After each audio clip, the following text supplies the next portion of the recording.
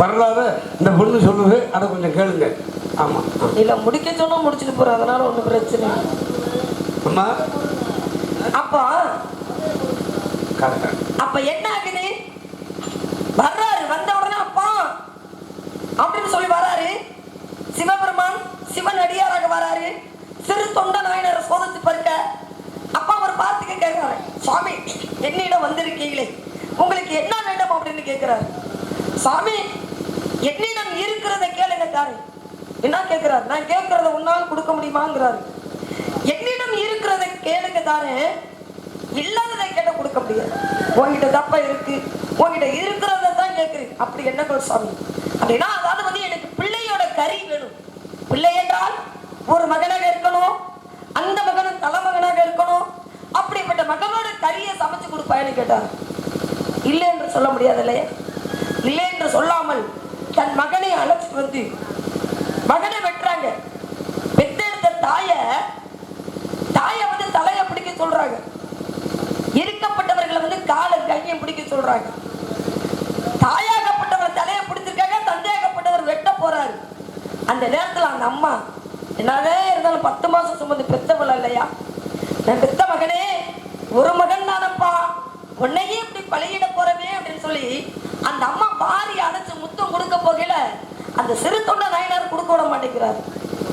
சிவனோட பக்தர்களுக்கு கொடுக்கப்பட்ட பொருள் அதை போய் எச்சி வைக்கலாமா அப்படின்னு கொடுக்க விட மாட்டேங்கிறாரு. அப்ப தன் மகனை வெட்டுறாரு, வெட்டி கறியாக சமைக்கிறாங்க. சமைச்சு கொண்டு போய் வைக்கிறாங்க. அப்பா நான் பிள்ளை கறி கேட்டேன், இல்லை என்று சொல்லாம கொண்டு வந்து வச்சுட்டேன். அதாவது ஒவ்வொரு உறுப்புகள் கறியும் தனித்தனியா கொண்டு வந்து வச்சுட்டேன். ஏடா தலைக்கறி எங்கடான்னு கேட்க இவர் சிவபெருமான் சோதிக்க போறாரு. அப்ப சிறு தொண்ட நாயனார் வீட்டுல வந்து சமையல் கறியாக இருந்தது யாரு அப்படின்னா, எலும்பும் சதையும் வடச்சவள் அவளை, சத்தியம் நிச்சயம் சத்தியம் அவளை. ஆதி வராசத்தை இங்க சமையல் கறியாக இருக்காங்க. அந்த அம்மா என்ன பண்றாங்க, தாய்க்கு தலைப்புலதான் முக்கியம். ஏன்னா தலை பிரசவம் சபம், பிறந்தாதான் மறு பிறப்பு, பிறக்கல அப்படின்னா சபம். அப்படிப்பட்ட ஒரு தாய் இறந்து விட்டால் அந்த தாய்க்கு ஈமக்கரியை செய்யறது தலைமகன் தான். அப்படிப்பட்ட தலைமகனோட தலையை கொண்டு போய் வைக்க போறீங்களே, நான் கொடுக்க மாட்டேங்கிறாங்க. அந்த அம்மா கொண்டு போய் குப்பையில பதச்சு வச்சாடுறாங்க. இவர் தலைக்கறி இருந்ததும் சாப்பிடுங்கிறாரு. மீண்டும் இவர் போய் அந்த அம்மாட்ட கெஞ்சி கூத்தாடி அந்த தலையை வாங்கிட்டு வந்து உரல்ல போட்டு இடிக்கிறார். உரல்ல போட்டு இடிச்சு கொண்டு போய் வைக்கிறார். அப்பா எல்லா கறியும் வச்சுட்டேன், நான் கேட்டதை கொண்டு வந்து கொடுத்துட்டேன், உன் பிள்ளைய அழைச்சிட்டு வாங்குறாரு. ஆரம்பத்துல கேட்டதுன்னா ஒரு மகன் தான், அந்த மகனும் தலை மகனாக இருக்கணும். அப்படிப்பட்ட மகனோட கறியை நீ சமைச்சு கொடுப்பேன்னு கேட்டார். அதே கொண்டு வந்து வச்சுட்டாரு. அது கொண்டு வச்சுட்டாரு. அப்ப மீண்டும் மகனை கூட்டிட்டு வர எந்த மகனை கூட்டி வருவார்? மன்னரி போய் நிக்கிறாரு. அப்பதான் பாடுறாரு, சக்தியில பாதி, சட்டுவத்துல பாதி, இட்ட இலையில பாதி, இட்ட இருக்க வாட சிவனேஸ் அப்படின்னு சொல்லி அந்த தண்ணீரை எடுத்து தெளிச்ச உடனே என்ன சட்டியில பாத்தீங்கன்னா சமைக்கிற பாத்திரம் இல்லையா, அந்த சமைக்கிற சட்டியில பகுதிக்கறி, பரமாறக்கூடிய பாத்திரத்துல பகுதிக்கறி, அகப்பையில பகுதிக்கறி, இலையில பகுதிக்கறி, தன் மகனோட கறியும் அங்க அங்க அங்க அங்க தனித்தனியாக இருக்கு. அப்ப இந்த தண்ணீரை எடுத்து தெளிச்ச உடனே அங்கெங்கே இருக்கப்பட்ட கரியாகப்பட்டது ஒன்றாக சேர்ந்து சீரானதவன் அப்பா அம்மா அப்படின்னு ஓடி வந்தான் இல்லையா. அப்போ தன் மகனையே வெட்டி சிவனுக்கே வந்து படைத்தாரே சிறு தொண்ட நாயனார். அதான் பெரிய புராணம். பெரிய புராணத்துக்கு வந்து மறுபேர் என்ன அப்படின்னா சிறு தொண்ட புராணம். இதுதான் சிறுதொண்ட புராணத்தினுடைய நடந்த வரலாறு. இந்த வரலாறு நல்லா படிச்சு சொல்லியிருக்கீங்க, நல்லா இருக்கு. நல்ல கதைகளை சொல்லும் போது அது கேட்பதற்கு நல்லா இருக்கணும். இதெல்லாம் இடையில் நடத்திய சோதனை. இது அப்பேரோட சிவனையே அடிக்காதவருக்கு ஏண்டா எல்லாரும் வேலை பார்த்துக்கிட்டு இருக்காங்க, நீ ஒரு நாள் தூங்கிட்டு இருக்க தூங்குவா விட்டு வந்தாங்க இங்கே. அதான் வேலை விட்டு பார்க்காம விட்டது. இவர் என்ன பண்ணிருக்காரு, விட்டுக்கு ஏனோ ஆழ்ந்து கொண்டான், பிறம்பைகளை தாங்கிக் கொண்டான், மண்ணை படைத்தவன் மண் சுமந்தான், அது மதுரை என்பதிலே ஆதி ஆற்றவன் சொன்னான். அதனாலதான் விட்டுக்கு ஆசைப்பட்டு அவந்தி என்ற ஒரு கிழவிட்ட போய் பிட்டை வாங்கி சாப்பிட்டு விட்டு பாத்தியா உங்களுக்கு பிள்ளை இல்லை வாண்டியவன்னு வீட்டுக்கு ஒரு ஆள் வந்து ஆத்துல வெள்ள கறி உருண்டு ஓடுகின்றது, கொஞ்சம் கொஞ்சம் கிராமத்துக்குள்ள நுழைஞ்சிரும், அதனால வீட்டுக்கு ஒரு ஆள் வந்து வாங்க எல்லாரும் மண்ணு வட்டி போடணும், மம்பட்டி நட்டு தீட்டுறாங்கய்யான்ட்டாரு. கட்டளையிட்டார் பாண்டிய மன்னன். மன்னன் கட்டளைக்கு அடி பண்ணிடணும்ல, வீட்டுக்குள்ள வந்து காலை பார்த்துக்கிட்டு இருக்காங்க. இவர் அந்த கிழவிக்காக மகனாக வந்தார்ல, எப்படி தாய்மானாருக்கு நரசி பெண்ணாக வந்தாரோ, ஏன்னா தாய்மானாருக்கு விரதம் பார்த்தவர் சிவபெருமான் தான். அது தாய்மானார் கதைகள வரும். அவர் எப்ப இறந்தார் தெரியுமா? தாய்மானாரு 40 வயதுல இருந்தார். அவர் எரிச்சது யார் தெரியுமா? ராமநாதபுரம் சேதுபதி. மாட்டுக்கார பையன்களுக்கு என்ன தெரியும்? அதுக்கு சொல்லியிருக்காங்க, மன்னா காட்டுல இப்படி ஒரு ஒரு ஒரு முனிவர் வந்து செத்து போய் கிடக்கிறார், வந்து பார்க்க வேணாமா? இவர் தவறுல இருந்தார். தவறுல இதோடு செத்து போயிட்டான்னு சின்ன பையனுக்கு என்ன தெரியும்? உடனே நம்ம சேதுபதி இருந்தார், தீய வைடான்ட்டார். தீய வச்ச உடனே பாரு, நல்லா விரை கட்டி அடிக்கி தீய வச்சு விட்டாங்க இந்த மாட்டுக்கார வயலுகள்லாம், மாடு வைக்கிற வயலுகள். அப்படியே ஊரை விடவோடு ஆகாமிச்சு இப்படி எண்ணிட்டாங்களேன்னு இனிமே மீண்டு வரக்கூடாதுன்னு அந்த சிலைகளை எடுத்து அப்படியே ஜோதியாக ஈழத்திலே சங்கமானாராம் தாயுமானார். அதனாலதான் அந்த ராமநாதன் வரலாறுல யார் 40 வயதுக்கு மேல எந்த பலனும் ஏன் தாயுமானார் கொடுத்த சாபம் அந்த மாதிரி பார்க்கணும்ல. கண்ணால காண்பதும் போய், காதால கேட்பதும் போய், தீர விசாரிப்பது மெய். அந்த மெய்யில தான் தீர விசாரிக்காம இவர் வந்து தட்டியும் அப்படி ஆகிட்டு வந்து முட்டை வயக்கம் தொழுதுக்கு முட்டை தின்ன உடனே பதில் சொல்லிட்டார். இது 12 மணி 14 மணிக்கு கூட பிடிச்சிக்கிட்டு யாராவது ஒழுங்கா வேலை பார்க்குறாங்களா? ஒரு நாள் தூங்கிட்டு இருக்கான், கையில வச்சுட்டு பிறந்து ஓடி அடுத்ததான் உலகத்துள்ள 86 ஜீவராசிகள் மேல அந்த அந்த காயம் பட்டதான். அதான் இன்றைக்கு ஆண்டு தொண்டை பின்னாடி 32 கட்டு இருக்கும், இரும்பு 32 கட்டு. இது காரணம் யாரு? பாண்டியவன் அடிச்சு அடி. என்ன அடி? அதுதான் அரசர் அடி. அரசர் அடிங்கிற அந்த பேர் வருவதற்கு காரணமே அதுதான். நம்ம இது சோதனை தானே. அதனாலதான் விட்டுக்கு மஞ்சள் தான் புறம்படுதலையை தாங்கிக் கொண்டால் மண்ணை படைத்தவன் மஞ்சு வந்தால் மதுரையில் அடி ஆட்டம். அவர்கள் அங்க நம்ம இங்க இதே போல உருளை கதை என்னன்னு அறிஞ்சாலும் அவனையும் பார்க்க வந்திருக்கேன். கண்டிப்பாக சாமி. ஏன்னா வில்லால் அடித்தான், கல்லால் அடிபட்டான், செருப்பால் அடிபட்டான். யார் அப்படின்னா சிவபெருமான சொல்வார்கள். அன்று செருப்பால் அடித்தது யாரு? செருப்பு காலோடு தூக்கி திண்ணன் என்ற கண்ணப்பா நாயனாராகப்பட்டவர் அந்த லிங்கத்துல வச்சார். கல்லால் அடித்தது யாரு? அதுவும் 63 நாயன்மார்ல ஒருவர். அதே போல வில்லால் அடித்தது யாரு அப்படின்னா அர்ஜுனன். ஏன் அடிச்சாரு? அதாவது பாசி வதக்கணையை வாங்கணும், கௌரவர்கள் அடிக்கணும். அடிக்கணும் அப்படின்னா சிவன் கையில் இருக்கக்கூடிய பாசி வதக்கணையை வாங்கினதான் கௌரவர்கள் அடிக்கணும். கல்ல கொண்டு அடிக்கான். ஊசி முனையில வந்து தவம் செய்யறாரு. துரியோதனன் பார்க்கிறான், பாசி வதக்கணையை வாங்கிட்டா பாண்டவர்களை அழிக்க முடியாது, இதை எப்படியாவது தடுத்து நிறுத்தணுமே அப்படின்னு சொல்லி என்ன பண்றாரு? அருகில் இருக்கக்கூடிய முசாசுரன் என்ற ஒரு அரக்கனை போக சொல்றாரு. அவன் பன்றியாக உருமாறி போய் அப்படியே அந்த கம்பத்தை முட்டி தள்ளுறான். சிவபெருமான் பார்க்கிறாரு, தர்மம் நிலைக்கணும், அதர்மம் அழியணும். அப்ப தர்மம் அழிய போகுதுன்னு சொல்லி சிவனே வேடுவனாக மாறி வராரு. வந்தவுடனே அம்ப விடுறாரு, முகம் பக்கமா பாயுது. அர்ஜுனன் பார்த்துட்டு பின்பக்கமா விடுறாரு, பன்றியாகப்பட்டது கீழே விழுகுது. 2 பேரும் வராங்க. நான் விட்ட அம்பனாலதான் பன்றி இறந்தது அர்ஜுனன் சொல்றாரு. சிவபெருமான் வேடுவனாக வந்தவர், நான் விட்டா பானத்தினாலதான் பன்றி இறந்து விட்டது, இது எனக்கு தான் சொந்தம், அவர் எனக்கு தான் சொந்தம். 2 பேத்துக்கும் பெரிய யுத்தம் நடக்குது. சொல்லி பார்த்தாரு, கேட்கல. கோபப்பட்டாரு அர்ஜுனன், புள்ள எடுத்து அடிச்சாரு சிவன் தலையில. வேடுவனாக இருக்கப்பட்டவர் சிவனாக காட்சி கொடுத்தார். அந்த இடத்துலதான் வந்து ஏன்னா எல்லா தாமரைகள் மச்சரகை எல்லாம் ஆதி பராசக்தி பார்த்த இடம் அந்த இடத்துலதான் இருக்கப்பட்டது. அப்ப என்ன பண்றாங்க சாமி அப்படின்னா, அந்த சிறிய கதை கொஞ்சம். அப்ப என்ன பண்றாங்க சாமி? தாங்கள் என்று தெரியவில்லை, ஒரு வேடுவன் தானேன்னு வில்லால் அடிச்சுட்டு என்னை மன்னிச்சுக்கோங்க. அப்பதான் சிவபெருமான் சொல்றாரு, அர்ஜுனா, எந்த பன்றியால் நீங்க நானும் சண்டையிட்டோமோ அதே பன்றியால் அடுத்து உனக்கு ஒரு பிறப்பு இருக்கு. அந்த பிறப்புல அடுத்த பிறப்புல நீங்க நானும் ஒன்று சேர்வோம். அதான் அர்ஜுனாக இருக்கப்பட்டவர் மகாபாரதம் முடிஞ்ச உடனே திண்ணன் என்ற கண்ணப்பானாக பிறக்கிறார். அதே பன்றிங்கிற மாமிசத்தை கொண்டு வச்சு சிவனும் அதே திண்ணன் என்று சொல்லப்பட்ட கண்ணப்பானாரு ஒன்றாக சேர்றாரு. என்ன புராணங்களையோ சங்கீதங்களையோ தப்பா சொல்லக்கூடாது. தப்பா சொல்லிட்டோம்னா பொய் சொன்ன வாக்கி போனது கிடைக்காதுங்க சுவாமி. நான் ஒண்ணு கேட்கிறேன், சீதை வளரும் போது, சீதை வளரும் போதே வில்லு வளர்ந்தது. சிவதரிசிக்கிற வில்லு வளர்ந்தது. சந்திரமணி பிறந்த போது, சந்திரமணி பிறக்கிற தாலியோட பிறக்கப்பட்டாங்க. பரசுராமன் பிறந்த போது கோடாரியோட பிறக்கப்பட்டார். கர்ணன் பிறந்த போது கவச குண்டலத்தோட பிறக்கப்பட்டார். கண்ணகி பிறந்த பொழுது கால் சிலம்போட பிறக்கப்பட்டார். எப்ப கடகவேங்கை பூம் குரத்தியாக குரமகளாக நீ பிறந்து உன்னை சந்திக்க நானும் மகிழ்ச்சியே இந்த உலகத்துல வந்திருக்கிறேன்னா ஏன் வந்தேன்? எதுக்காங்க சுவாமி? நம்ம ஊர் பேர் என்ன தம்பி? நம்ம ஊர் பேரு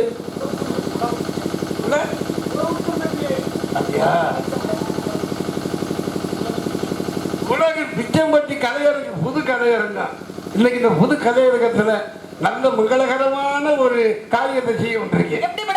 அதெல்லாம் உன்னுடைய அழகுக்கும் அறிவிற்கும் அறிந்திருக்கும் பருவம் மங்கை பருவம். பெண்களுக்கு எத்தனை பருவம்? இளமங்கை பருவம். என்ன பருவம்? தேவி பெருமை மங்கை மனது அறிவு தெளிவு பேரிள பெண். நீ அழைத்திருக்கும் பருவம் மங்கை பருவம். மூன்றாவது பருவம் 13 வயது. சொல்லுவாங்க ஆபத்துக்கு உதவாத பிள்ளை, அரும்பசிக்கு உதவாத, தாகத்தை தீராத, நரித்திர மரியாத, கோபத்தை அடக்காத, குறுமொழி கொள்ளாத, பாவத்தை தீராத உலகத்தில் வயது இருக்கா? 7 இருந்து பயில் இருக்கா? தொட்டுக்கட்டான் ஒருவன், தொடாம கெட்ட ஒருவன், தொட்டுக்கட்டவன் ரத்னாசூரன், தொடாம கெட்டான் ராவணேஸ்வரன், இட்டு கட்டவன் மகாபலி சக்கரவர்த்தி, இடாமலே கட்டவன் அந்த மாதிரி கொடுத்து என்னைக்கு கொடை வள்ளல்கிற பெயரை பெற்றவன் ஒருவன் தான் கர்ணன். அதான் துரியோதனன் சொர்க்கத்துக்கு போனான். பாண்டவர் சொர்க்கத்துக்கு போக முடியல. ஏன்னா அக்கிரமா போற பேரை கொண்டதுனால அவங்க பாவம். அதான் நரகத்தின் வாயிலாக சொர்க்கத்துக்கு போனாங்க பாண்டவர்கள். அவன் போய் கருத்து பார்க்கிறான், சொர்க்கத்துல துரியோதனன் உட்கார்ந்து இருந்தானா. துரியோதனன் மிகவும் நல்லவன். அதே போல ராவணன் ரொம்ப நல்லவன், சுத்தமான தமிழன். ராவணன் அவன் அந்நியத்தில் கொண்டாங்க. அவன் செத்த உடனே கூட உடன்கட்டு ஏறினா யாரு? ராவணன் கொண்டாட்டி யாருன்னா மண்டோதரி. அதே போல சூரபன்மன், அதே போல துரியோதனன் இறந்த பொழுது கூட அவ இறந்தா யாரு? துரியோதனன் கொண்டாட்டி பானுமதி. அதே போல கர்ணன் இறந்த போது கூடையே இறந்தா யார்? சுபாகி.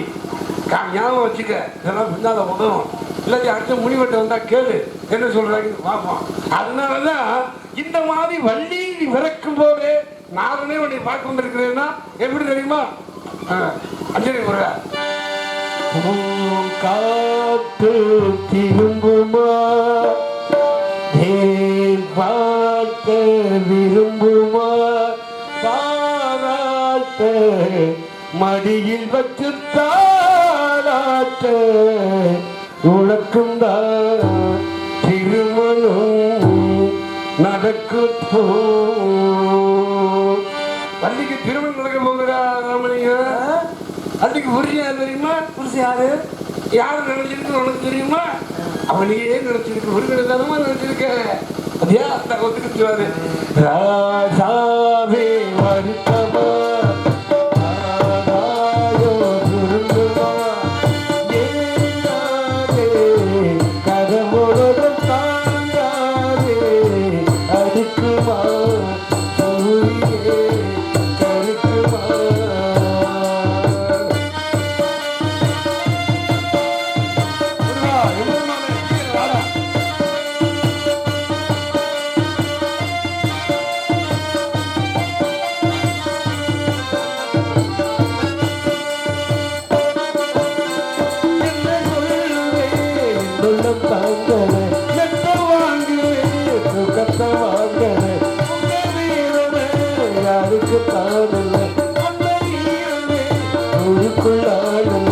ஏதோ என் பாட்டுக்கு நான் பார்த்து பாடி சொல்லாத சோகத்தை சொல்லி நம்ம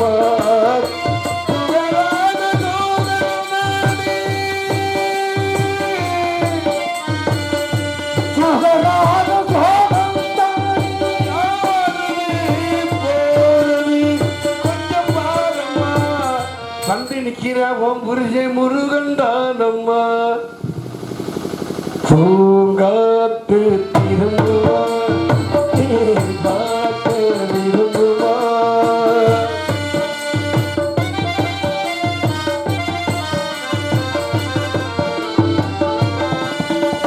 வெளியே சிரிக்கிறேன் விடுக்கு வாங்க கொஞ்சம் மனைவி ஆகணும். பால்வாக்க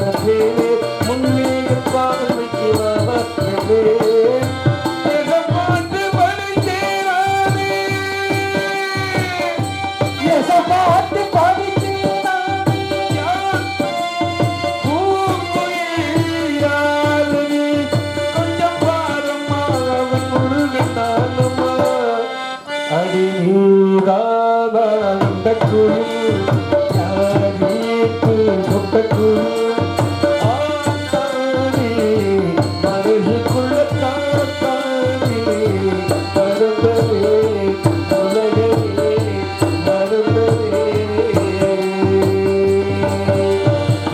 நீரானே அந்த குயில் தானாக வந்த குயில் வா கொஞ்சம் முருகனை நீ இன்று திருமணம் நடக்கணும் நடக்கணும் வேறொரு வரமில்லை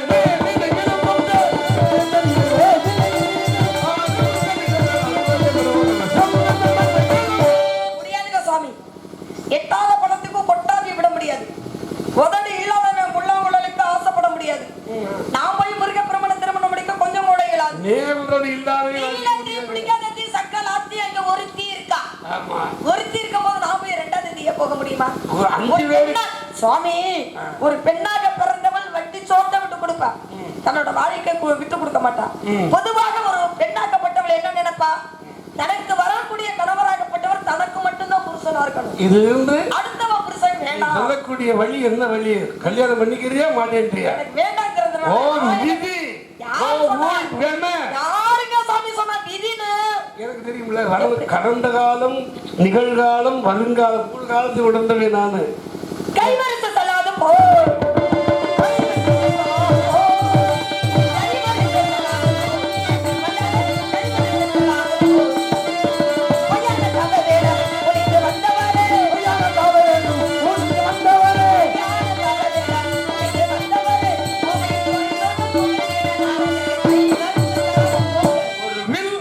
ஒரு சொல், ஒரு அப்ப முடியாது, அப்பா காக்க முடியாது.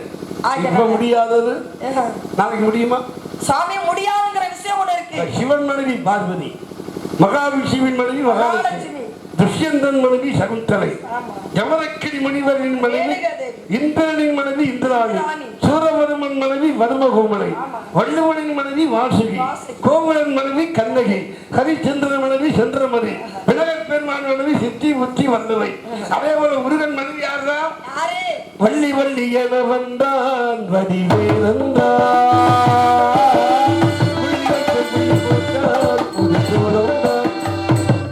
சேரப்படாதீங்க. அதுதான் கதை. கூட்டி கொடுப்பது உங்களுக்கு ஆத்திரத்தின் முறையோ? கூட்டி கொடுப்பது உங்களுக்கு ஆத்திரத்தின் முறையோ? கூட்டி கொடுப்பது உங்களுக்கு ஆத்திரத்தின் முறையோ? அடிக்கடி உரை வரை மதி சமமதி கோயாரி சித்தமடை சிறுமி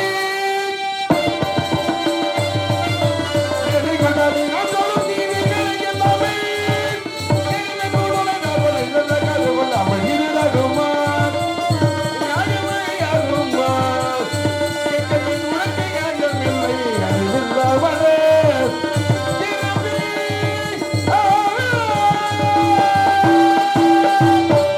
இன்று சூரியன் அச்சரண வாழ்வதற்குள்ளாக நான் நினைத்தபடி முருகனுக்கும் உனக்கும் இந்த வள்ளி திருமணத்தை ஆண்டவர் அருளாலே அம்மா ஊர் தெய்வம் மாரியம்மன் மகிமையினால் இன்று நடக்கும் நடக்கும்.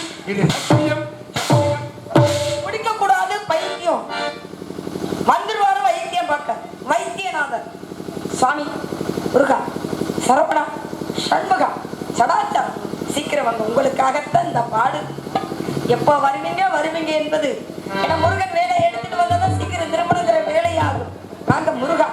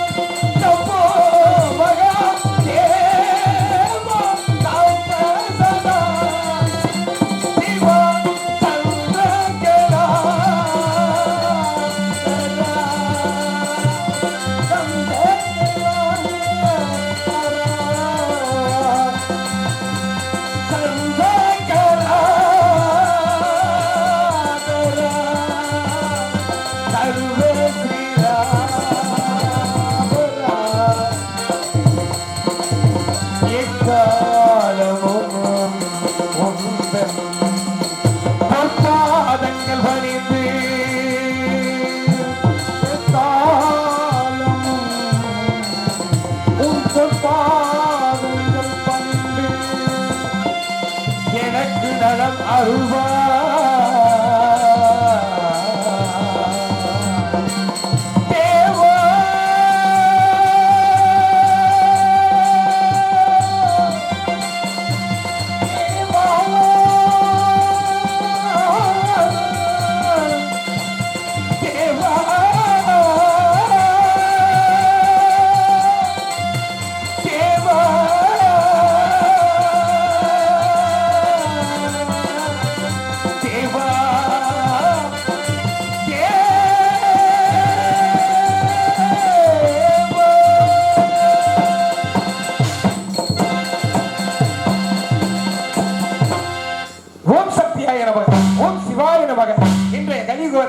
மாநிலர்களுக்குள் உயர்வு தாழ்வு பார்த்தல், பிரிவினை போராட்டங்கள், மத கொள்கை வகுப்புவாத கலவரங்கள் எங்கும் விரிந்து கிடைக்கிறது. புதுமையல்ல பழமையை என்பதற்கு எடுத்துக்காட்டாக அன்றே சூர அசுரர்கள் வகுப்புவாதத்தை துவக்கிவிட்டார்கள். சூரசேகனும் ஆகியின் மக்களான சிங்கமுகன், தாரமுகன், சூரபதுமன் ஆகிய ஆண் மக்களும் அசமுகி எனும் ஒரு பெண்மகளும் என் தந்தை சிவபெருமானை கோரி 1008 அண்டங்களையும் அடக்கி ஆளும் வரத்தினை பெற்று பக்தர்களை இன்சித்து பாதகத்தின் பிறப்பிடமாய் பவனி வந்தார்கள். விவரங்களும் தனக்கு நிகரில்லை என்று கெபித்தான் அவர்களை அடக்க என் தந்தையின் திருமுகங்களான தத்புருஷம், அகோரம், சத்யோஜாதம், வாமதேவம், ஈசானம், மேலும் யாரும் அறியாத அதோர்முகம் மனோன்மணியம் என்ற திருமுகங்களின் வழியாக 6 தீப்பொறிகள் சிதறிவிட அதை கங்கை தாங்கி சென்று கையிலையில் உள்ள நாணல் புல் நிறைந்த சரவண பொய்கையில் இட அங்கு யாம் 6 குழந்தைகளாக அவதரித்தோம். 6 குழந்தைகளாக அவதரித்த எம்மை கார்த்திகை பெண்களால் பாலூட்டி தாளாட்டி சீராட்டி வளர்த்து வருங்கால் அங்கே வந்த அன்னை உமாதேவியின் அரவணைப்பால் கந்தன் என்ற திருநாமம் பெற்று சிறு வயதிலேயே பல திருவிளையாடல்கள் புரிந்து என் தந்தை அறிவுப்படி பகைவர்களை சங்கரித்து இந்திரனால் மயிலை வாகனமாகவும் அக்கினி தேவனால் சேவர் கொடியாக பெற்று தெய்வ யானையை திருப்பரங்குன்றத்தில் வைத்து திருமணம் முடித்து இச்சா சக்தியான வள்ளியை மனம் புரிய இத்திருத்தணிகையில் தங்கினோம். அலைமகள், மலைமகள், கலைமகள், அந்த கலைகளுக்கெல்லாம் தலைமகளான அன்னை சரஸ்வதியை நினைத்து ஒரு பாடல்.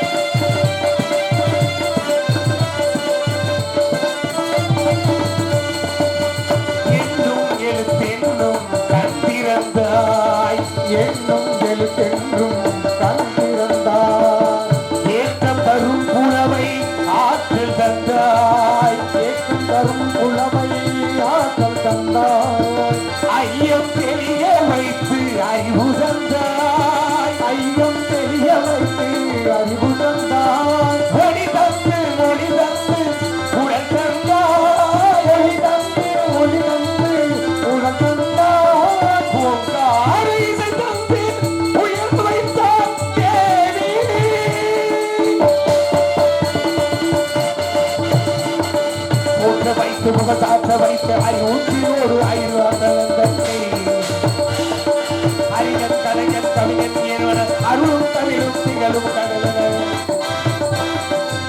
உற்றவர் முற்றவர் விட்டனே ஆழ்ந்தவர் விட்டளித்த மனதினை நின்னருளை தந்தருள உற்றா சுற்றம் உணவினவாத யாரை சேரை மலையுடைய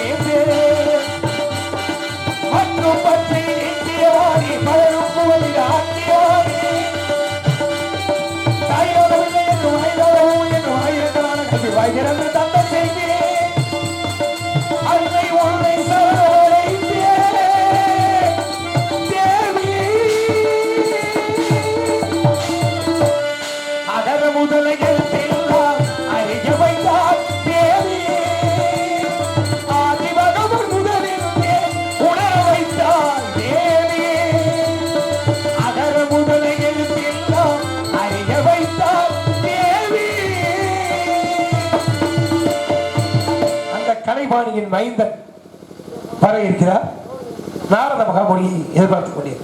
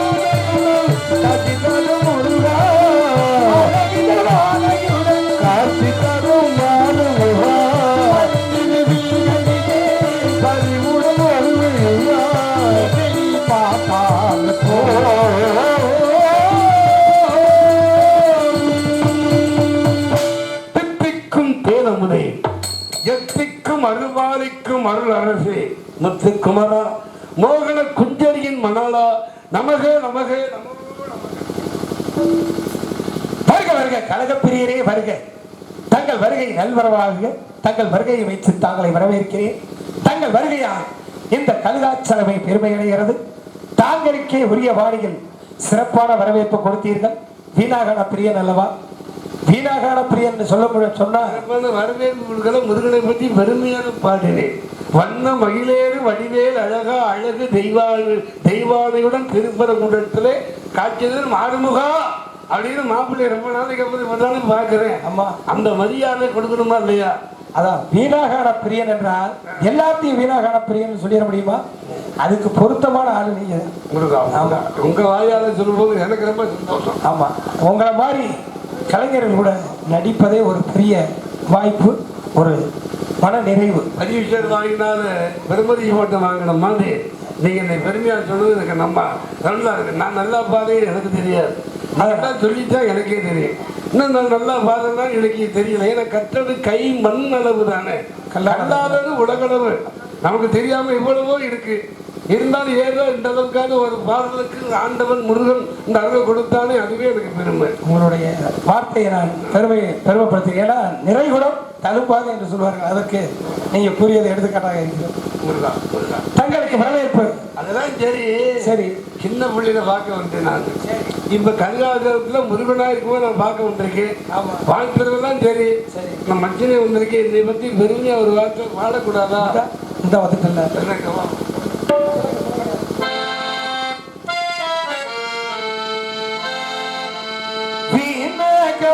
பிரியரே வாழும் தவ வீண காண பிரியரே பிரியரே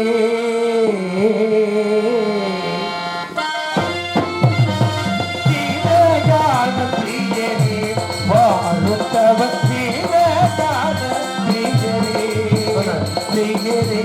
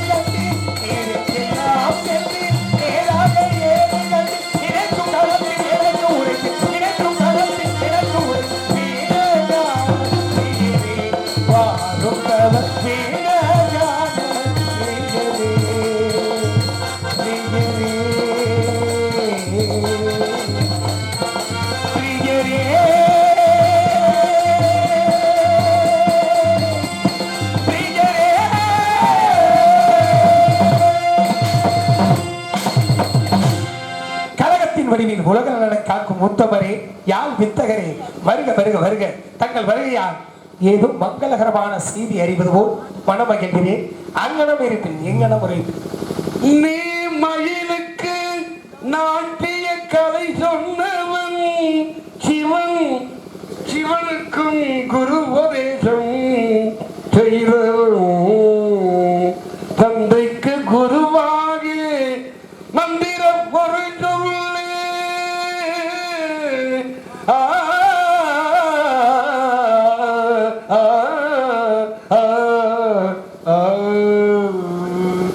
மகனிக்கோ தீர்க்கதல்லு வங்கனிக்கும் மேலினுக்கோ பொங்கலிகை கண்டு மனம் பூரித்தே முருகா முருகா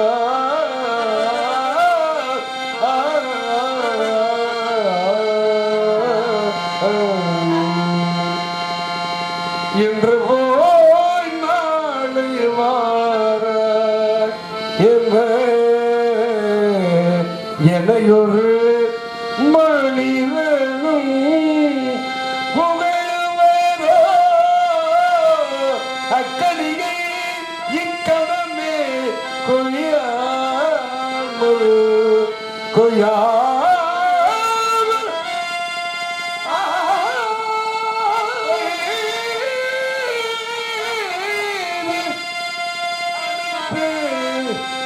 அரவணைத்து அதை அணைத்து அதை பிடித்து கனியை கொய்யாமல் கொயிரமைத்து கொள்வாய் முருகா. இந்த கனியை சென்றேன் போது விடுறா, கண்டேன் பார்த்தேன் வந்தேன். சரி, கனி சிறப்பான கனி. அப்படி என்றால் கதையின் முறைப்படி சொல்லணுமா இல்லையா? அதுக்காக கனியை கண்டேன், முக்களிக்கு மேலான கனியை கண்டேன். மிக அருமையாக கூறினீர்கள். ஆமாங்க, அப்படி சொன்னா தானே உங்களுக்கு லைக் ஆகும். கனி முன்பு ஒரு கனி கண்டு முன்பு ஒரு கனி கொண்டு வந்தேன். அது கனி அது மாப்பிளைக்கு கிடைக்காததால் ஆண்டி கோலமிட்டு பழனி மலையில் நின்றேன். இருந்தாலும் பழனி என்ற ஒரு ஸ்தாபனம் உருவாக நீங்களே காரணமாக இருந்தீர்கள். இப்பொழுது கண்டு வந்த கனி சிறப்பான கனியா? இந்த கனியினால் எதுவும் படைவீடு அமர இருக்கிறது. முக்கணிக்கு மேலான மாங்கனிக்கும் தேன்கதலை வன்கணிக்கும் மேலினிக்கும் பூங்கனியை கண்டு மனம் கொடுத்தே நான் கணிந்தேன் ஐயா முருகையா அக்கணியை இக்கடனை கொய்யாமல் கொய்து அணைத்துக் கொள்வாய் என்று நீங்க பாடிய தெலுங்கு ராகத்தில் நான் படித்தேன். அருமை அருமை அழகா இருந்தது. அப்ப இப்ப கனியை கண்டவுடன் நேரம் முருகன்றதே வர்றீங்க. ஆமா, அது ஏன் அப்படி கனியை கண்ட உடனே நேரம் என்னத்தை வர? அபிஷேக பிரியா சிவா, சரி. அலங்கார பிரியா, சரி. விஷ்ணு, சரி. சோத்திர பிரியா, சரி. சூர்யா, சரி. கனி பிரியா, சரி. கந்தா, கந்தா. ஏன்னா பல ஏற்கனவே கிளவி கொடுத்தீங்கல்ல. ஆமா, பலன்னா உங்களுக்கு ரொம்ப பிடிக்கும்ல. அதுக்காக தான் உங்களுக்கு கையில அந்த கனியை ஒப்படைக்கணுங்கிறதுக்காக. சரி, ஆமா, அதனால பார்த்தோம். சரி, கனி பழமா இருக்கிறதா கனியா இருக்கிறதா? கனியா இருக்கிறதா பழமா இருக்கிறதா? உங்கள்ட்ட நான் கேட்கிறேன், கனி கனிஞ்சா மரத்துல கொம்புல தங்குமா? கனி கனிஞ்சிச்சுன்னா கொம்புல தங்குமா? நமக்கு நிக்காது. இது கனியல. சரி, இன்னும் காயாகவும் இல்லாமல் கனியாகவும் இல்லாமல் முதக்காய போல இருக்குங்க. சரி, முதக்காய்னா இப்படி மற்ற யாருக்கு உதவா காயாக உமக்கு உதவும் காயாக. இதுக்கு மேல விளக்கம் சொல்ல வேற வழி இல்லை. சரி, கேட்கறவங்க இருந்த ஆமா கேட்கறதுனால சொல்ல முடியா இருக்கு. எந்த முறையை கேட்கிறேன்? சரி, நீங்க கேட்கறதுனால நான் சொல்றேன். சாக்கியமென முனியே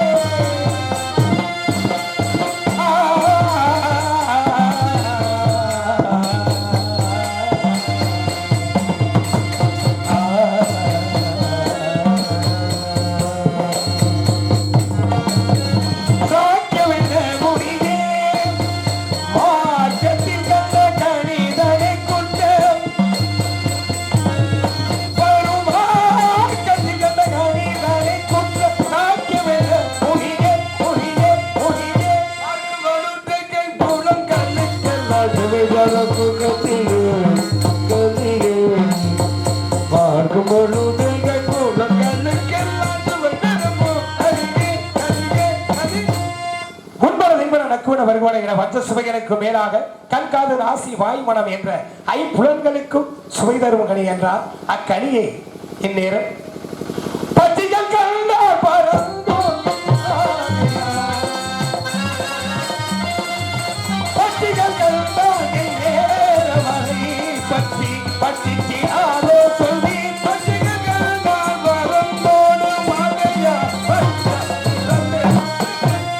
பட்டு சிட்டு நாகவை பறவைகள் எட்டி கனியை கூட தட்டி எட்டி பறித்திடும். அப்படி இருக்க பறவையை கண்டால் கனியை கண்டால் பறவைகள் பறந்தோடுகிறது என்றால் பயங்கர சொருபமான கனியா அல்லது பழுதுபட்ட கனியா? அது இல்லைங்க, அதெல்லாம் சும்மா சோதனை தானே விரும்பி இருக்கு.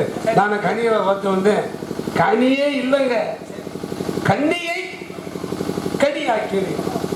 கண்ணியை கனியாக விமர்சிக்கிறீர்கள்.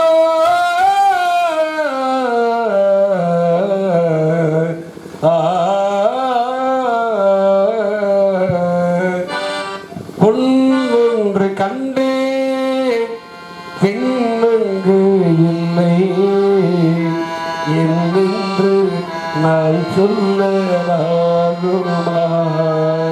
ஏனென்று நான் சொல்ல வேண்டுமா? பூவொன்று கண்டே முகம் காணவில்லை. நான் பார்த்துட்டேன் முகத்தை, நீங்க தான் காணல. நீங்க பார்த்துருக்கீங்க. ஏனென்று நான் சொல்லலாகுமா? அவள் யார் என்று நான் சொல்ல வேண்டுமா நடமாடும் மேகம் நவநாகரிகம் அலங்காரத்திலும் உயிராகம் துள்ளி வரும் நிலா உமதுவிடும் ஒளியிலையா உமதுவிடும் ஒளியிலையா என்னோடு விளையாடும்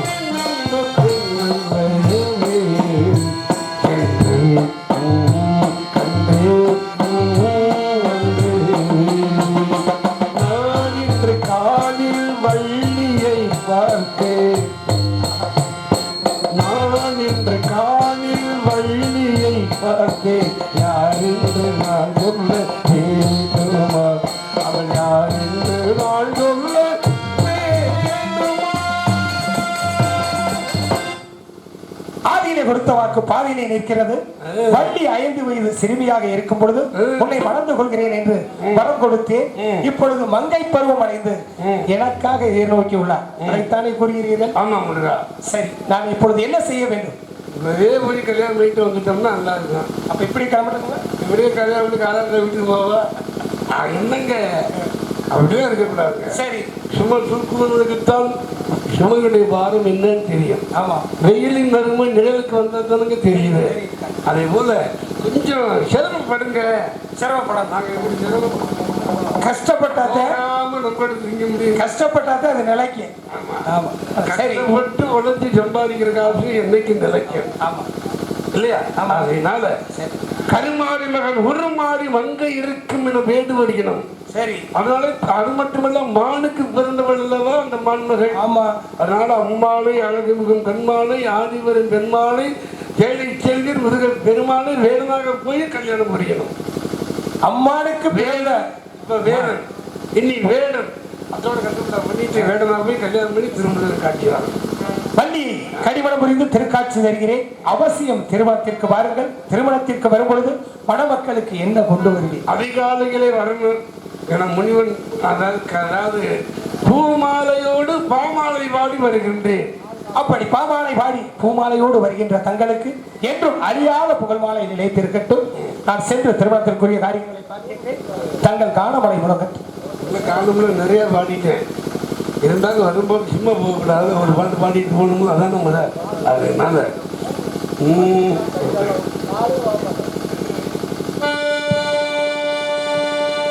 திங்கள் உறங்கிய போதும் திங்கள் உறங்கிய போதும் கண்கள் உறங்கிடுமா காதல் கண்கள் உறங்கிடுமா காதல் கண்கள் உறங்கிடுமா ஆரோ பாடியதாரோ தூங்கி போ